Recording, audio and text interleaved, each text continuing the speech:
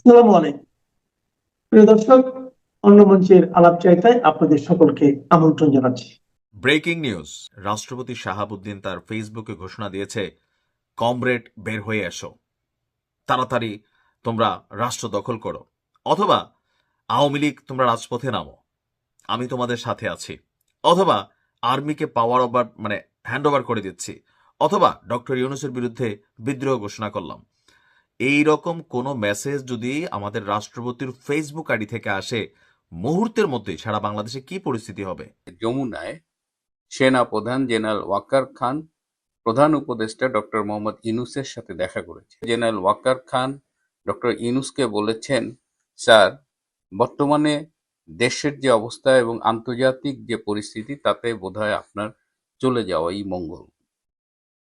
আর বাংলাদেশ এই মুহূর্তে যেখানে দাঁড়িয়ে আছে, তাতে যে কোনো সময় সামরিক আক্রমণের শিকার হতে পারে। প্লাস যাদের নেপথ্য পৃষ্ঠপোষকতায় এই গত বছরের জুলাই আগস্টের জঙ্গি অভ্যুত্থানটি হয়েছিল, তারাও সেই ডিপ স্টেট তাদের পলিসি বদলেছে।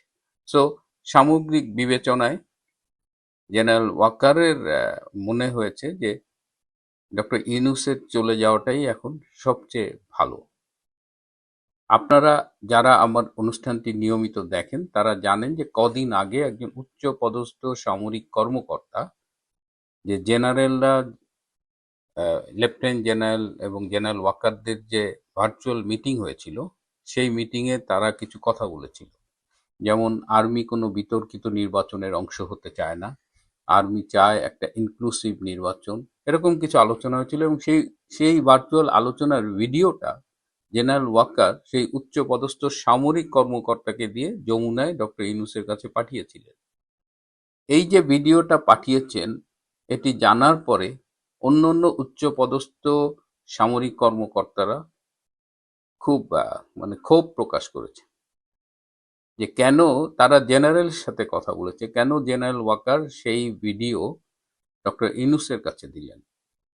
আমার যেটা মনে হয় যে জেনারেল ওয়াকার, যেহেতু তার অনেকগুলো মুখ, তাকে চেনা খুব কঠিন, এবং যেহেতু তার অন্তরে জামাত, সে ডক্টর ইউনূসের কাছে ওই ভিডিও দিয়ে বলেছে যে, বোঝাতে চেয়েছে যে আমি কি করব, এটা সবার ধারণা। So he is playing all around. তো এটা তিনি বলেছেন। ডক্টর ইউনূস এই কোনো কমেন্ট করেননি, এটা শুনেছেন, কিন্তু তিনি বলেননি যে হ্যাঁ যাওয়া উচিত বা অনুচিত। কিন্তু আমার এই প্রসঙ্গে আমার কিছু ব্যক্তিগত অবজারভেশন আছে। ডক্টর ইউনূস একজন প্রচণ্ড ক্ষমতা লোভী লোক। তিনি কোনো একটা পদে বসলে সেটা ছাড়তে চান না। এই যে গ্রামীণ ব্যাংকের তিনি যে এমডি ছিলেন, রিটায়ারমেন্টের বয়স ছাড়িয়ে আরো অনেক পরেও তিনি কিন্তু এই পদ থেকে সরতে চাননি। সরকার তাকে সরিয়ে দিয়েছে, তার বিরুদ্ধে তিনি আইনি লড়াই করেছেন এবং সর্বোচ্চ পর্যায় পর্যন্ত। পরে আইনিভাবে হেরে তিনি এই পদটি ছেড়েছেন। সুতরাং তার মতো একজন লোভী লোক এবং প্রচন্ড গোয়ার, কারো কথা শোনে না, প্রচন্ড প্রতিহিংসা পরায়ণ একজন মানুষ, এবং তিনি যে কারো কথা শুনে এই চিফ অ্যাডভাইজারের মতো একটা লাভজনক পদ ছেড়ে চলে যাবেন, এটা মনে হয় না কেউ বিশ্বাস করে। এর আগে তিনি আওয়ামী লীগের 15 বছর 6 মাস 8 দিনে অর্থনৈতিকভাবে যতটা ক্ষতির সম্মুখীন হয়েছেন, এই জরিমানা টানা দেওয়া, তিনি নাকি প্রত্যেকটা টাকা সুদে আসলে সরকারি কোষাগার থেকে আদায় করে নিয়েছেন, এবং এর সব ডকুমেন্ট গভর্নমেন্টের কাছে আছে। তিনি কারো কথা শোনেন না। তিনি তার কারণে অনেক আন্তর্জাতিক মিত্র শত্রুতে পরিণত হয়েছে। তিনি যেটা বোঝেন তার বাইরে কোনো কিছুতেই তিনি কান দেন না।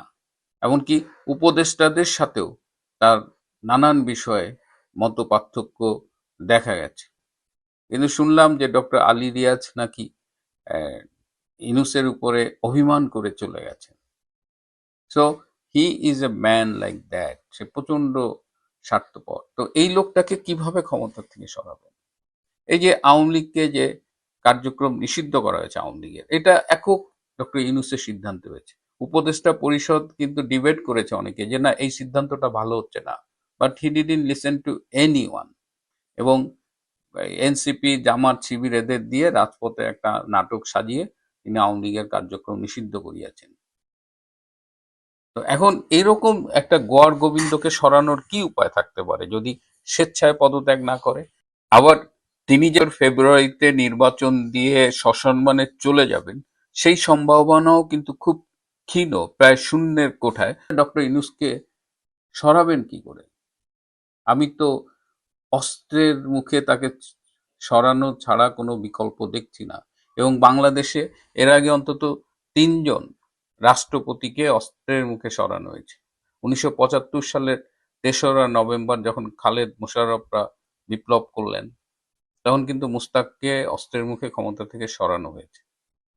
আবার পরবর্তীতে এই ১৯৭৫ সালের ৬ই নভেম্বর বিচারপতি সায়েম রাষ্ট্রপতির দায়িত্ব নেন এবং ১৯৭৭ সালের ২১শে এপ্রিল পর্যন্ত বিচারপতি সায়েম রাষ্ট্রপতি ছিলেন। এবং সেই সময় একটা মিটিংয়ে বিচারপতি সায়েম বলেছিলেন, জিয়াউর রহমান তখন প্রধান সামরিক আইন প্রশাসক, তো বিচারপতি সায়েম বলেছিলেন যে আমাদের ৬ মাসের মধ্যে নির্বাচন দেওয়া উচিত, একটা নির্বাচিত সরকার আসুক।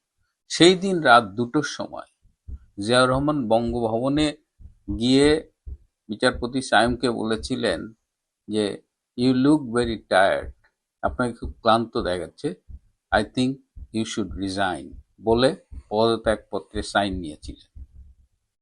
এরপরে ১৯৮২ সালের ২৪শে মার্চ সেই এরশাদ গিয়ে সেই সময়ের বিএনপির রাষ্ট্রপতি বিচারপতি আব্দুস সাত্তার তাকে অস্ত্রের মুখে পদত্যাগে বাধ্য করেছিলেন। সেই সময় বিচারপতি সাত্তার শুনেছি যে হি রিয়াক্টেড সিরিয়াসলি, আবার তিনি নাকি সেন্সলেস হয়ে গিয়েছিলেন এবং তিনি বলেছেন যে সংবিধানের কোন ধারায় আপনারা এটা করছেন, বাট এরশাদ অস্ত্রের মুখে তাকে সরিয়ে দিয়েছে। তো এখন এমন একটা পরিস্থিতি চলে গেছে, এমন একটা পরিস্থিতির মুখোমুখি বাংলাদেশ যে ডক্টর ইউনূস যদি স্বেচ্ছায় না যায় তাহলে হয়তো তাকে সরিয়ে দিতে হবে, কিন্তু তাকে গান পয়েন্টে সরাবে কে? এই যে জেনারেল ওয়াকার, তাকে তো এখন কেউ বিশ্বাস করে না। এমনকি এই যে তিনি মাঝে মধ্যে বলেন ইনক্লুসিভ নির্বাচন দিতে হবে, কোনো বিতর্কিত নির্বাচনে আমরা যাব না, এটা হলো এখন 90% আর্মি অফিসারের বক্তব্য। তিনি তাদের হয়ে এই কথাগুলো বলেন, কিন্তু তিনি কি আসলেই অন্তরে এই কথাটা বিশ্বাস করেন? জেনারেল ওয়াকারের ধ্যান জ্ঞান একটাই, সেটা হলো জামাতকে ক্ষমতা আনা। কিন্তু সে একটু বাটে পড়ছে, একদিকে তার বাহিনী তার পক্ষে নাই, আর একদিকে তিনি এতদিন যে বলতেন মার্কিন ডিপ স্টেট, মার্কিন ডিপ স্টেট, মার্কিন ডিপ স্টেট, এখন মার্কিন ডিপ স্টেটের পলিসিও বদলে গেছে। সুতরাং জেনারেল ওয়াকার যে সবার সাথে খেলছিল, ভারতের সাথে, ইউনূসের সাথে, বিএনপির সাথে, সবার সাথে খেলে তিনিও লেদায় ফেলছেন। সো জেনারেল ওয়াকারেরও যে খুব একটা ভালো সময় যাচ্ছে তা বলা যাচ্ছে না, কারণ সে সবার সাথে প্লে করতেছে।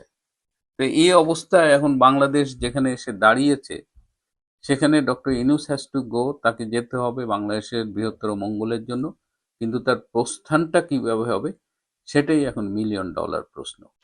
নির্বাচন কমিশনের পক্ষ থেকে বলা হচ্ছে আগামী সপ্তাহের যে কোনো দিন তাফসিল ঘোষণা হতে পারে। তারপরও ফেব্রুয়ারিতে আদৌ নির্বাচন হবে কি না তা নিয়ে সংশয় আছে বহু মানুষের। এরই মধ্যে সরকার অনুমোদিত দলগুলো কে কার সঙ্গে ফিরবে, কার সঙ্গে কার হবে জোট, তা নিয়ে বেঁধে আছে পাহাড় সমান গন্ডগোল। দলের ভিতরেও বিশৃঙ্খলার শেষ নেই। ভোটের মাঠে নামার প্রস্তুতি দূরের কথা, প্রধান দলগুলোতে নেমেছে নেতৃত্বের বিপর্যয়। এর মধ্যে বেগম খালেদা জিয়ার অসুস্থতা, তারেক রহমানের দেশে না আসা তৈরি করেছে নতুন সংকট। বিএনপির ভারপ্রাপ্ত চেয়ারপারসন তোপ দাগিয়েছেন তার প্রধান প্রতিপক্ষ জামাত ইসলামের বিরুদ্ধে। তবে ঘরের ভেতরে এসব সমস্যাকে ছাড়িয়ে বাংলাদেশের আগামী সংসদ নির্বাচনের সুতোয় টান লাগছে বঙ্গোপসাগরের ওপার থেকে। সূত্রগুলো বলছে অংশগ্রহণমূলক নির্বাচনের জন্য পর্দার আড়াল থেকে যে আন্তর্জাতিক চাপের কথা এতদিন শোনা যাচ্ছিল, সেটি খুব শিগগিরই প্রকাশ্য হতে শুরু করবে। গত শুক্রবার যুক্তরাষ্ট্রের বহুল আলোচিত ন্যাশনাল সিকিউরিটি স্ট্র্যাটেজি বা জাতীয় নিরাপত্তা কৌশল নথি প্রকাশ হওয়ার পর দক্ষিণ এশীয় অঞ্চলকে ঘিরে আন্তর্জাতিক রাজনীতির মেরুকরণ নতুন করে মোড় নিতে শুরু করেছে। এনএসএস এর ওই নথি অনুযায়ী দক্ষিণ এশিয়ায় চীনের ক্রমবর্ধমান প্রভাব মোকাবেলায় যুক্তরাষ্ট্রের প্রধান কৌশলগত অংশীদার এখন ভারত। আর গত 16 মাস ধরে শীতল সম্পর্ক আর বাংলাদেশ সরকারের সাথে পাকিস্তানের সখ্যতার কারণে দিল্লির মাথা ব্যথা এখন বাংলাদেশ। সূত্রগুলো বলছে, বাংলাদেশের ত্রয়োদশ জাতীয় সংসদ নির্বাচন ইস্যুটি নিয়ে কৌশলগত অংশীদার ভারতের লাইনে হাঁটতে শুরু করেছে মার্কিন যুক্তরাষ্ট্র। ট্রাম্প প্রশাসনের বিশেষ বার্তা নিয়ে শিগগিরই স্টেট ডিপার্টমেন্টের একজন উচ্চপদস্থ কর্মকর্তা দূত হিসেবে আসছেন বাংলাদেশে।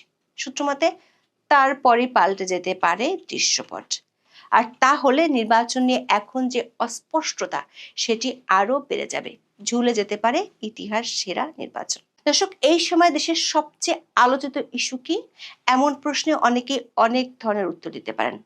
সবচেয়ে আলোচিত হচ্ছে বিএনপির চেয়ারপারসন বেগম খালেদা জিয়ার গুরুতর অসুস্থতার প্রসঙ্গ। এর রেশ ধরে তারেক রহমানের দেশে না ফেরা এবং সবশেষ জুবাইদা রহমানের লন্ডন থেকে উড়ে আসা গুরুত্ব পাচ্ছে সোশ্যাল মিডিয়ায়। সংবাদ মাধ্যমগুলো বিরামহীনভাবে দিচ্ছে প্রতি ঘন্টার আপডেট। এর বাইরে প্রতিদিন হাজির হচ্ছে নতুন নতুন ইস্যু। অর্থনীতির দুরবস্থা, সাধারণ মানুষের জীবন মানের অবনতি কিংবা বন্দর ইস্যুতে আন্দোলন নিয়ে কথা হচ্ছে। আসছে অংশগ্রহণমূলক নির্বাচনের ব্যাপারে বিদেশি চাপ, আইন শৃঙ্খলার দুরবস্থা, উগ্রপন্থার উত্থানের দিকগুলো। তবে এখন থেকে মাত্র 2.5 মাস পরে সরকার ঘোষিত ইতিহাসরা নির্বাচন নিয়ে আলোচনাটি কেবল অনুপস্থিত। সরকার বা নির্বাচন কমিশনের কিছু বক্তব্য বিবৃতির মাঝে সীমাবদ্ধ নির্বাচন প্রস্তুতি। সংবাদ মাধ্যম ও খবরগুলো আসছে গুরুত্বহীনভাবে, আবার প্রতিদিনের আলোচিত সংবাদের তালিকাতেও এগুলোর ছাই হচ্ছে না। সারা দেশের অবস্থা দেখে আর কিছুদিন পরেই যে জাতীয় নির্বাচন হওয়ার কথা তার কোনো আলামত বোঝা কঠিন। অথচ অধ্যাপক মোহাম্মদ ইউনূস এবং তার পিআর টিম গত 15 মাসে দেশে বিদেশে জোর দিয়ে প্রচার করেছে ভোটের অধিকার তারা ফিরিয়ে এনেছে। তাদের অভিযোগ, আওয়ামী লীগের সময় 3টি নির্বাচনে মানুষ ভোট দিতে না পারায় অগ্নিগর্ভ হয়ে উঠেছিল সারা দেশ। প্রশ্ন হলো, তাহলে ঘোষিত সম্ভাব্য সময়সীমার মাত্র 2.5 মাস আগেও কেন দেখা যাচ্ছে না নির্বাচনী আমেজ? প্রায় 1 দশক মানুষ ভোট বঞ্চিত হয়ে থাকলে এখন নির্বাচনের গন্ধে কেন সাড়া মিলছে না? যদিও 7 ডিসেম্বর প্রধান উপদেষ্টার সাথে সাক্ষাৎ করেছে ইসি। এরপর জানিয়েছে পরের সপ্তাহে যে কোনো দিন ঘোষণা হতে পারে তফসিল। নির্বাচন কমিশনারদের সাথে অধ্যাপক ইউনূসের হাস্যোজ্জ্বল ছবি প্রকাশ পাওয়া সত্ত্বেও শীতের রাতের কুয়াশার মতো চারদিকে নির্বাচন নিয়ে শুধুই অস্পষ্টতা। মানুষের আলোচনায় বহু কিছুই আছে, শুধু নির্বাচন নেই। তবে আগামী ফেব্রুয়ারিতে ইতিহাসরা নির্বাচনের বিষয়ে ধোঁয়াশা থাকলেও একটি বিষয়ে কারো মাঝে সংশয় নেই, তা হলো ভোটের 2.5 মাস আগেও এমন অস্পষ্টতার নজির দেশের ইতিহাসে কখনোই দেখা যায়নি। সেদিক থেকে ঐতিহাসিক নির্বাচনী প্রস্তুতিহীনতার জন্য এরই মধ্যে ইতিহাসে জায়গা করে নিয়েছে অধ্যাপক ইউনূসের অন্তর্বর্তী সরকার। দর্শক, বঙ্গোপসাগরের বড় একটি অংশের দাবিদার বাংলাদেশ, যার নির্বাচন এখন আর শুধু ব্যালট বাক্সের বিষয় নয়, এটা ভূ রাজনৈতিক স্থপতিদের ডিজাইনের অংশ। বাংলাদেশের অভ্যন্তরীণ জটিলতা যখন চরমে, তখনই বৈশ্বিক ভূ রাজনীতি তার খেলা পরিবর্তন করে দিল। গত সপ্তাহে প্রকাশিত মার্কিন জাতীয় নিরাপত্তা কৌশল বা এনএসএস 2025 আন্তর্জাতিক বিশ্লেষকরা বলছেন, এটি শুধু ওয়াশিংটনের নীতি পরিবর্তন নয়, বরং বিশ্বজুড়ে গণতন্ত্রের উপর আন্তর্জাতিক চাপের মৃত্যু ঘণ্টা। এই নথির ছত্রে ছত্রে লুকিয়ে আছে এক গভীর কৌশলগত পরিবর্তন, যা বাংলাদেশের নির্বাচন, স্থিতিশীলতা এবং ভবিষ্যৎ গণতন্ত্রের উপর সরাসরি প্রভাব ফেলতে পারে। কারণ এনএসএস এর ধারাগুলো বলছে ভারতের সঙ্গে যুক্তরাষ্ট্রের এক ধরনের সমঝোতা এখন চূড়ান্ত পর্যায়ে। আবার ভারতের সঙ্গে বাংলাদেশের বর্তমান অন্তর্বর্তী সরকারের সম্পর্ক বেশ শীতল। গণতন্ত্রের প্রতি এই শীতলতা সত্ত্বেও এনএসএস স্পষ্ট করে দিয়েছে যুক্তরাষ্ট্রের প্রধান কৌশলগত ফোকাস ইন্দো প্যাসিফিকের দিকে। চীনকে তারা এখনো প্রধান কৌশলগত হুমকি হিসেবেই দেখছে। কৌশলগত আগ্রহ এবং রাজনৈতিক ব্যান্ডউইথ এখন এই অঞ্চলের দিকেই ফোকাস করছে। ওয়াশিংটন বলছে তারা চীনের সাথে সরাসরি সংঘাতে যাবে না, কিন্তু কৌশলগত মিত্রের মাধ্যমে দক্ষিণ এশীয় অঞ্চলে চীনের লাগাম টেনে ধরবে। দর্শক, মার্কিন যুক্তরাষ্ট্র এখন আর তথাকথিত গণতন্ত্রের জন্য আন্তর্জাতিক ক্লাসরুম তৈরি করতে আগ্রহী নয়। তারা দ্রুত স্থিতিশীলতা চায়, যা চীনের প্রভাব মোকাবেলায় সহায়ক হবে। যদি ওয়াশিংটন গণতন্ত্রের খাটিয়া তৈরি করে থাকে, তবে প্রশ্ন হলো ইন্দো প্যাসিফিকের জন্য তাদের নতুন মন্ত্রণাদ্বন্দ্বটি ধরবে কে? উত্তরটি হলো ভারত। ওয়াশিংটন ভারতকে ইন্দো প্যাসিফিকে চীনের বর্ধিত আত্মবিশ্বাসের বিরুদ্ধে আঞ্চলিক প্রতিরোধক বা জিওপলিটিক্যাল কাউন্টারব্যালেন্স হিসেবে দেখে। একই সাথে ভারতকেও চীনকে এই অঞ্চলের স্থিতিশীলতার জন্য একটি গুরুতর চ্যালেঞ্জ হিসেবে দেখে। নতুন এনএসএস ডকুমেন্ট এই কৌশলগত ঐক্যকে আরো জোরদার করেছে। মার্কিন নীতির এই পরিবর্তন একটি গুরুত্বপূর্ণ বার্তা দেয়, সেটি হলো চীনের মোকাবেলায় ওয়াশিংটন এখন আঞ্চলিক স্থিতিশীলতা নিশ্চিত করতে ভারতকে তার ব্যাকআপ হিসেবে ব্যবহার করতে প্রস্তুত। বিশ্লেষকরা বলছেন, মার্কিন জাতীয় নিরাপত্তা কৌশল থেকে গণতন্ত্রের প্রচারের ভাষা প্রত্যাহারের ফলে বাংলাদেশ ইস্যুতে ভারত আঞ্চলিকভাবে আরো স্বাধীনভাবে কাজ করার সুযোগ। এই পরিস্থিতিতে মার্কিন যুক্তরাষ্ট্র তাদের কৌশলগত স্বার্থকে সর্বোচ্চ অগ্রাধিকার দিচ্ছে, তাই তারা আঞ্চলিক স্থিতিশীলতা রক্ষার ক্ষেত্রে ভারতকে নেতৃত্ব দিতে উৎসাহিত করবে। এর মানে হলো বাংলাদেশ ইস্যুতে দিল্লির নীতি এখন ওয়াশিংটনের নীতিতে প্রতিফলিত হওয়ার সম্ভাবনা বেশি। সূত্রগুলো বলছে, মার্কিন ভারত কৌশলগত গাঁটছড়া শক্তিশালী হলেও ঢাকার বর্তমান অন্তর্বর্তী সরকারের সঙ্গে দিল্লির সম্পর্ক কিন্তু চরম শীতলতায় ভুগছে। এই শীতলতা আসন্ন নির্বাচনের আগে নতুন ধরনের জটিলতা তৈরি করছে। বাংলাদেশে অন্তর্ভুক্তিমূলক নির্বাচনের দাবিটি এরই মধ্যে আন্তর্জাতিক নানা মহল থেকে উঠে এসেছে, তবে সরাসরি মার্কিন প্রশাসনের পক্ষ থেকে এ নিয়ে কথা বলতে দেখা যায়নি। একাধিক সূত্র বলছে, ভারত ও যুক্তরাষ্ট্রের মধ্যে বাংলাদেশের বর্তমান রাজনৈতিক পরিস্থিতি ও আগামী সংসদ নির্বাচন নিয়ে বেশ কয়েকটি বৈঠক হয়েছে। দর্শক, বাংলাদেশের মার্কিন দূতাবাসে এখন কোনো পূর্ণাঙ্গ রাষ্ট্রদূত নেই। ট্রেসেন জ্যাকবসন চার্জ দ্য অ্যাফেয়ার্স হিসেবে গত বাইডেন সরকারের শেষ দিকে নিয়োগ পেয়েছিলেন, তবে ট্রাম্প প্রশাসন ব্রেন্টকে বাংলাদেশের রাষ্ট্রদূত হিসেবে নিয়োগ দিলেও সিনেটের চূড়ান্ত অনুমোদন এখনো হয়নি। সূত্রগুলো বলছে, শিগগিরই ট্রাম্প প্রশাসনের একজন দূত বাংলাদেশ সফরে আসবেন। তিনি ইউএস স্টেট ডিপার্টমেন্টের দক্ষিণ এশীয় বিভাগের দায়িত্বপ্রাপ্ত একজন কর্মকর্তা, যার সাথে মার্কিন পররাষ্ট্রমন্ত্রী মার্ক রুবিওর খুব ভালো সম্পর্ক। ট্রাম্প প্রশাসনের বিশেষ বার্তা নিয়ে তিনি বাংলাদেশে আসবেন। সেই বিশেষ বার্তাটি এনএসএস এর নতুন নীতির আলোকেই হবে এমন তথ্যই জানা গেছে। সে বার্তাটি হবে অন্তর্ভুক্তিমূলক নির্বাচনের আর চীনের কাছ থেকে দূরে থাকার বার্তা।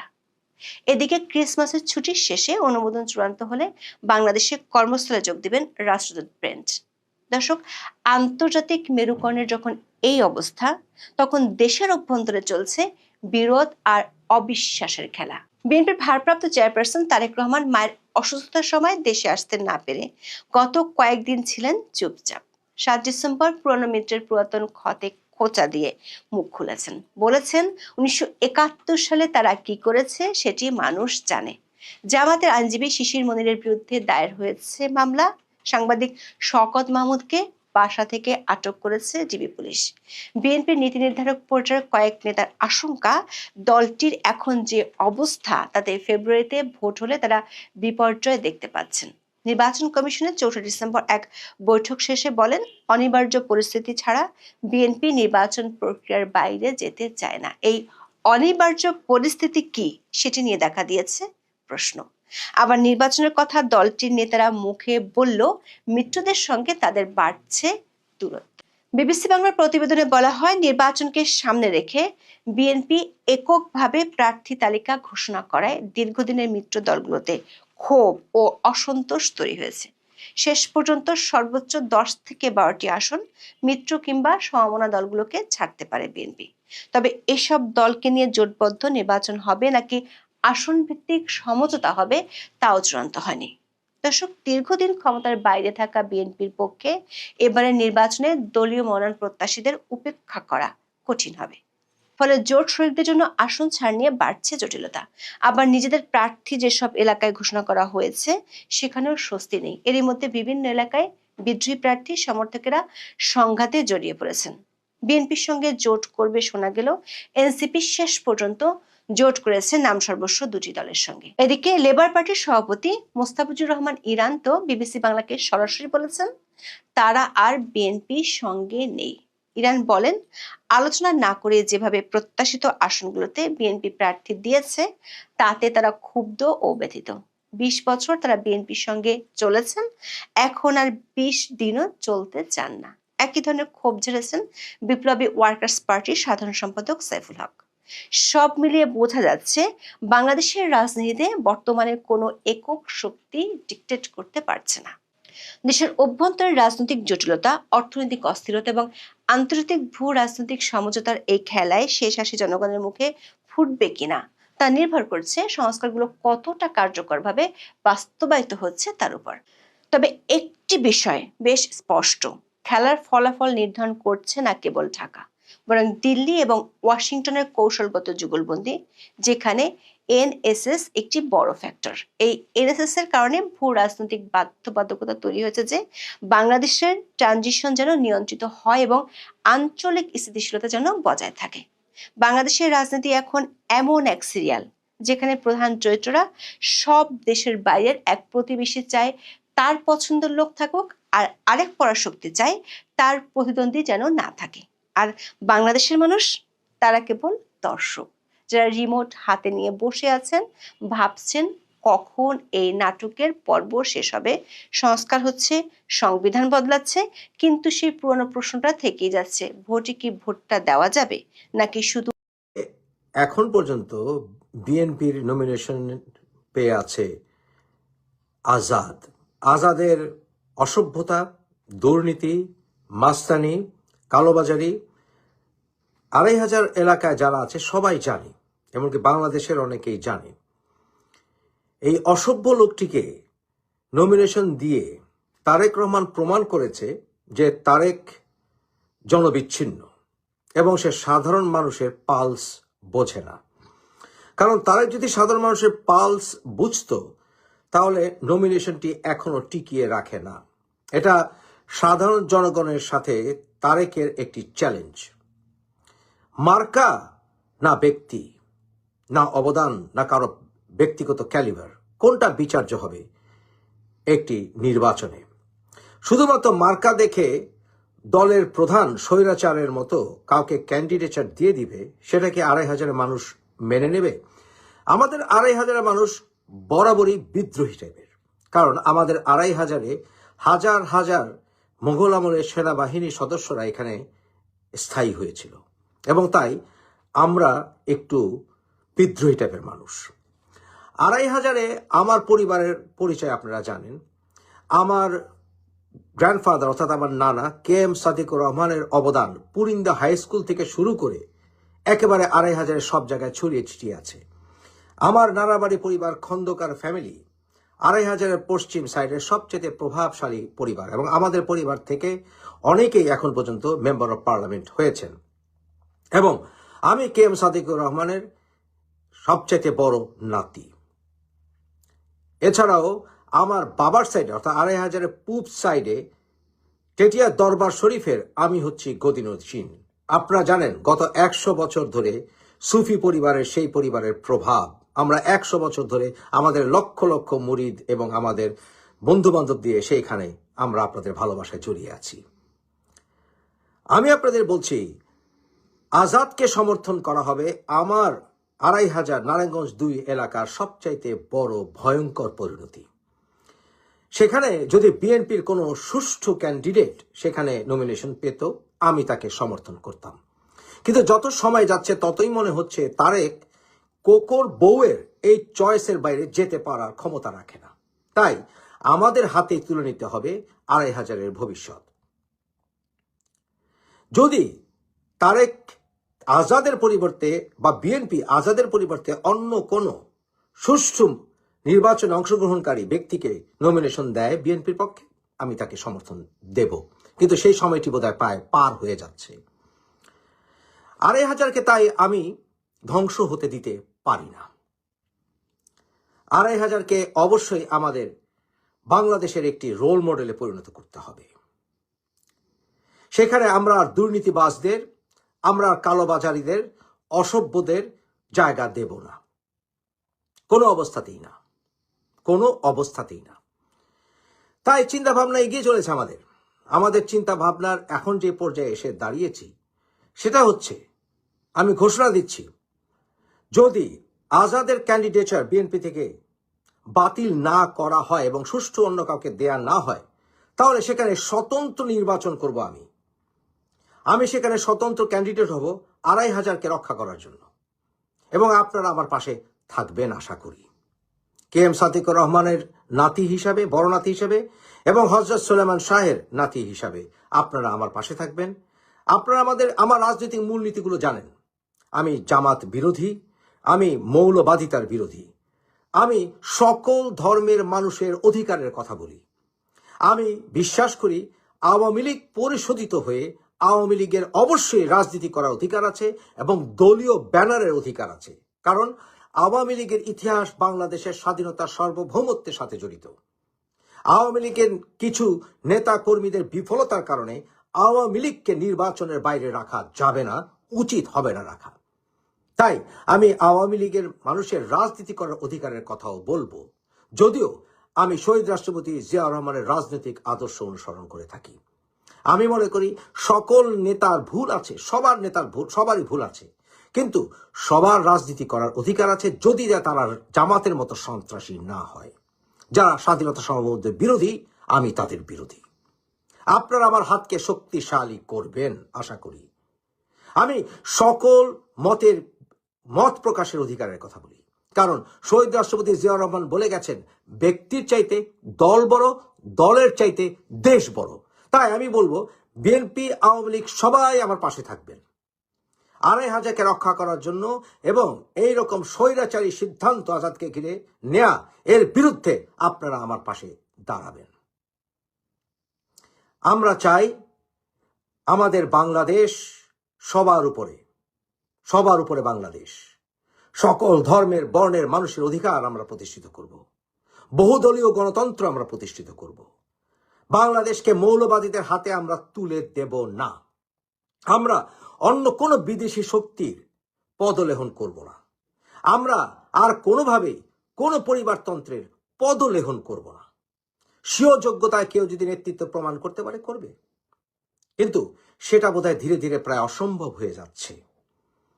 বোধহয় তারেক রহমান তার বাবা সুযোগ্য সন্তান যে নয়, সেটা প্রমাণ হচ্ছে আস্তে আস্তে। তাই বিএনপিকে রক্ষা করার জন্য আমার এই পদক্ষেপ। আর কিছুদিন দেখা, এরপরে অবশ্যই আমি 2500-এর পদপ্রার্থী হব, যদি আজাদকে বিএনপি থেকে সরিয়ে দেওয়া না হয়। সুস্থ থাকবেন, সুন্দর থাকবেন। এবং নারায়ণগঞ্জের 5-এর মাসুদকে বলছি, আজাদের মতো একটি কুলাঙ্গারকে তোমরা প্রধান অতিথি বানিয়েছ, বড্ড অন্যায় করেছ। আজকে মোটামুটি সারা বাংলাদেশ অবাক। ব্যারিস্টার ফুয়াদকে আওয়ামী লীগ, মানে গুপ্ত অবস্থায় আছে থাকা আওয়ামী লীগ, প্রকাশ্যে থাকা বিএনপি, দুই দল মিলা এমন অবস্থা করছে ব্যারিস্টার ফুয়াদ। এখান থেকে ফুয়াদ ভাইয়ের একটা জিনিস কিন্তু শিক্ষণীয়, যে থাকে না যে আপনার কাছাকাছি ক্ষমতা আছে বা মাঠটা একটু পরিষ্কার, মন যা চায় ক্যান্টনমেন্ট উড়াই দিবেন। আপনার নির্বাচনী এলাকায় আজকে আপনার যেই গণধোলাইয়ের চেষ্টা করা হয়েছে, মানে মাথার টাক টোক কিন্তু প্রথমে ফাইডা যেত ফুয়াদ ভাই। দর্শক, আজকে যে ঘটনা দেখছেন, আসলে ঘটনার প্রেক্ষাপটটা কিন্তু অনেকে জানেন না। কোথায় কারা এইভাবে ব্যারিস্টার ফুয়াদকে ধাওয়া দিল, আর কোন রকমে গাড়িতে উঠা মান সম্মান ইজ্জত বাঁচাইলো ভাবে লুঙ্গিটা খুলে রেখে, আমি লুঙ্গি পরে না, উনি পায়জামা পরে। আচ্ছা, যাই হোক, নিজের নির্বাচনী এলাকায় গিয়ে জনসাধারণের তোপের মুখে পড়েছিলেন আজকে এবি পার্টির সাধারণ সম্পাদক ব্যারিস্টার ফুয়াদ। এই সময় যে ভুয়া ভুয়া স্লোগান সহ আরো কিছু গালাগালির শব্দ ছিল। রবিবার দুপুর 1টার দিকে আপনার এই ঘটনা ঘটেছে। রহমতপুর, বাবুগঞ্জ, মুলাদি, হিজলা, মানে এই 3টা এলাকার যে সড়ক আছে, সেই সড়কের আরিয়াল খাঁ নদীর উপর মীরগঞ্জ সেতুর ভিত্তিপ্রস্তর স্থাপন অনুষ্ঠানে গিয়েছিল ব্যারিস্টার ফুয়াদ। মানে নতুন লেতা হয়েছে তো, ভিত্তিপ্রস্তরে গেছে, মনে হয় উনি দল ক্ষমতায় আছে, উনি ফান্ডিং করছে, থাকে না, মানে যাই হোক। তো এই সময় ওনার বক্তব্য ছিল কি, স্থানীয়রা চাঁদা চাওয়ার কারণে নাকি সেতুর কাজ স্থগিত ছিল। এখন স্থানীয়রা এই মুহূর্তে কারা? বিএনপি। এরপরই স্থানীয় জনগণ তাকে ঘিরে ভুয়া ভুয়া স্লোগান দেয়। পরিস্থিতি এক পর্যায়ে উত্তপ্ত হয়ে উঠলে দ্রুত দৌড়ে গিয়ে গাড়িতে ওঠেন এবং এলাকা ত্যাগ করেন। পরে স্থানীয় ছাত্রদলের পক্ষ থেকে ব্যারিস্টার ফুয়াদকে বাবুগঞ্জে অবাঞ্ছিত ঘোষণা করা হয়। এখন কেন ছাত্রদল এই কাজ করলো? বাবুগঞ্জ উপজেলা ছাত্রদলের আহ্বায়ক যিনি আছেন আতিক ভাই, তিনি বলছেন যে সেতু উদ্বোধনী অনুষ্ঠানে এসে ফুয়াদ বাবুগঞ্জের সাধারণ নাগরিকদের চাঁদাবাজ বলে অপপ্রচার করেছেন, এমনকি চায়না কোম্পানির কাছে চাঁদা চেয়েছেন ফুয়াদ বলেছিল। আর এমন অভিযোগ তুলে গণমাধ্যমে ফুয়াদ মন যা চায় তাই বক্তব্য দিচ্ছিল। এই ব্যাপারে আমরা স্থানীয় সাধারণ নাগরিকরা এক হয়ে প্রতিবাদ করছি। এখন এই যে সাধারণ নাগরিক বলতে তো কোনো নাগরিক নাই। ব্যারিস্টার ফুয়াদ সাম্প্রতিক সময়ে সেনাবাহিনী ক্যান্টনমেন্ট উড়াই দেওয়া, গালাগালি করা, তারপর হচ্ছে বঙ্গবন্ধু শেখ মুজিবকে নিয়ে মন যা চায় তাই বলা, এই যে টেলিভিশন টক শোতে এসি রুমে বৈশা পাকনা পাকনা কথা বলে, বাস্তবতা হচ্ছে এইটা যেটা আজকে ফুয়াদ পাইছে। ক্ষেতের সাক্কা খেতে তোলে লাইলে ভাঙ্গে না মুসলিম ভাইয়ের বউ, সে ডায়লগটার বাস্তব রূপ নিশ্চয় আজকে ব্যারিস্টার ফুয়াদ দেখছে। আমার মনে হয় না আর কি আগামী দিনে আর এলাকায় যাবে। আর মুসলিম ভাইয়ের বউর আমি একটা প্রশ্ন করছিলাম, তেল্লা চোরাও পাখি ফুয়াদ নেতা, তুমি এই কথাটা কেন বললা? তো ভাবির যে ব্যাখ্যাটা আর কি, মানে আমাদের কুমিল্লার ভাষায় ভাবির ব্যাখ্যা হইল যে বর্তমানে এমন কতগুলা রাজনৈতিক দল দাঁড়াইছে যে এখানে একজন লোক ইকুয়াল টু একটা দল। গ্রামের একটা মেম্বারই ভোটে এরা পাশ করবে না যদি সেখানে আওয়ামী লীগ, বিএনপি, জামাত, জাতীয় পার্টি প্রার্থী দেয়। এদেরকে খুঁজে পাওয়াই যাবে না। মাঠ পরিষ্কার, মন যা চায় তাই বলা যায়, ক্যান্টনমেন্ট উড়াই দেওয়া বলা যায়, কিন্তু পরিস্থিতি বদলাইলে সবার আগে আবারও গুপ্ত অবস্থায় গিয়া লুকাই যাবে ফুয়াদরাই। ভালো থাকুন, আসসালামু আলাইকুম।